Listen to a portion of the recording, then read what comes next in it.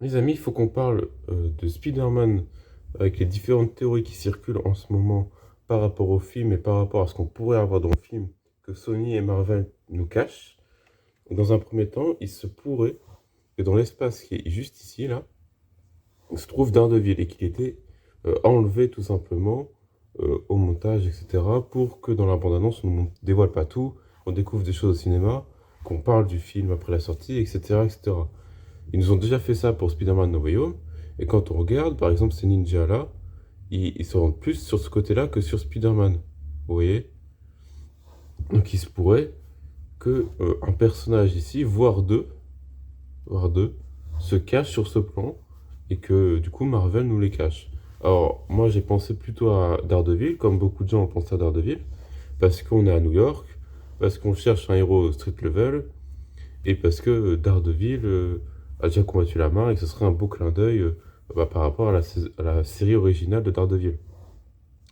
Mais il se pourrait que ce soit Hulk ou Punisher, parce qu'on sait déjà qu'ils sont dans le film, même si je pense que là, ils ne l'auraient pas caché, étant donné qu'on les voit déjà un peu avant.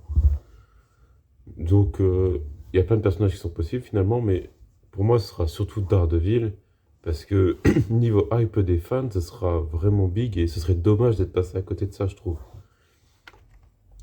Ensuite, on ne dévoile pas de méchant pendant le film, pendant la bande-annonce, pardon.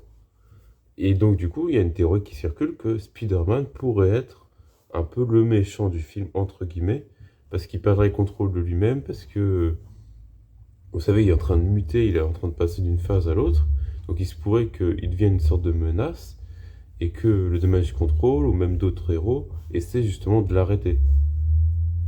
Peut-être même que c'est Jean Grey qui le contrôle mentalement, pourquoi pas en tout cas. Même si je pense qu'il doit avoir un truc où ses pouvoirs l'empêchent. Il y aura peut-être un truc comme ça scénaristiquement, c'est possible. Mais en tout cas, c'est une théorie à exploiter. Enfin, on voit ici dans le fond, donc à la fin du trailer, que MJ et Ned espionnent probablement Spider-Man, essaient de découvrir qui est Spider-Man. Vous voyez sur le plan d'après, donc on est probablement chez MJ ou Ned, je sais pas trop. Et on voit bien donc dans le fond des photos de Spider-Man avec des liens, avec des éléments qui essaient de prouver que ils cherchent Spider-Man. Et donc du coup, quelque part, on aurait Peter et Parker qui seraient obsédés par ses anciens amis et qui les espionnent, qui c'est vraiment un stalker pendant la bande-annonce en tout cas.